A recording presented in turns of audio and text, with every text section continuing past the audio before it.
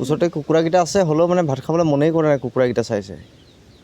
কিন্তু মাংস পালে ভাবি আছে আৰু না মনত, তাৰ মাংসটো পালে খাই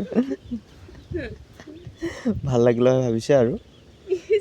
এতিয়া উপায় পোৱা নাই আৰু কি কৰিব আৰু, এতিয়া কোনো মাৰা মানুহ নাই। এইফালে ময়ো মাৰিব নোৱাৰা হৈছোঁ নহয় এইকেইদিন, বৰ বিপদ। যাম আৰু এতিয়া কোৰখনলৈ খেতি পথাৰলৈ কুকুৰাকেইটাকে চাই চাই লাহে লাহে। ৰঙালাও আছে লগত, কলমৌ শাক আছে, বন ইলাচি আছে, একদম মানে বিধে বিধে খাইছে আৰু মানে। মা আৰু ভণ্টি খাই আছে।